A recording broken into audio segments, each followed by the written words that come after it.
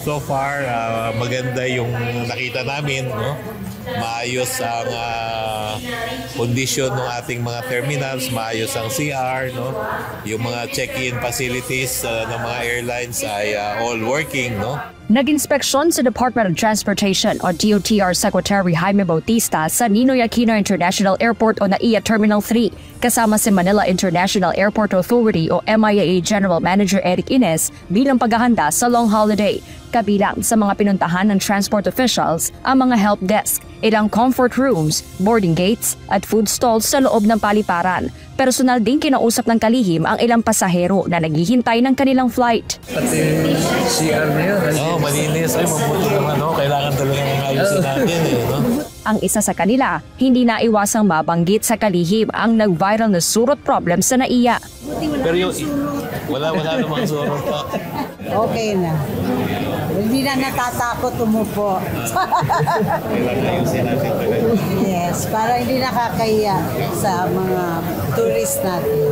Paliwanag ni Secretary Bautista, regular na umano ang ginagawa nilang pest control sa paliparan. Siguro nga yung surot at saka doon dapat hindi na natin pinag-uusapan yan, lalong-lalo na sa public na nakakasira sa image ng ating bansa. No?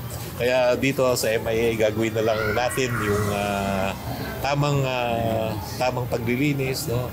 Tamang pest control, no? And siguraduhin natin na yung mga ipis na yan, yung mga daga ay mawala dito sa airport.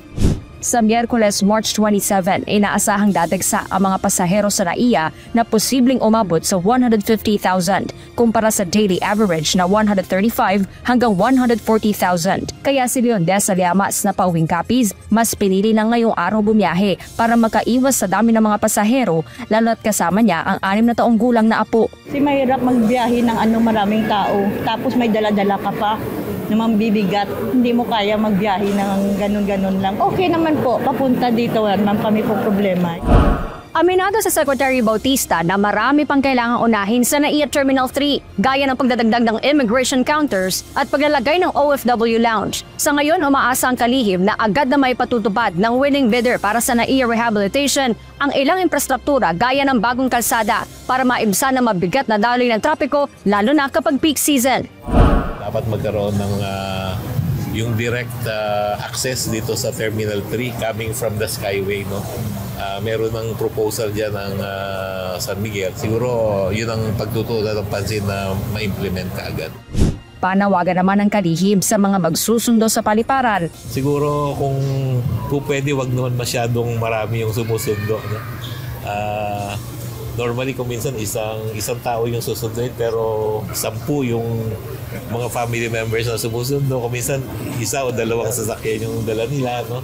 Siguro hintayin na lang nila sa bahay yung talagang kailangan lang para hindi rin magkaroon ng congestion dito sa airport, no? Hardin Delgado, UNTV News and Rescue. Diyos ang aming sandigan, serbisyo publiko ang aming pinahahalagahan.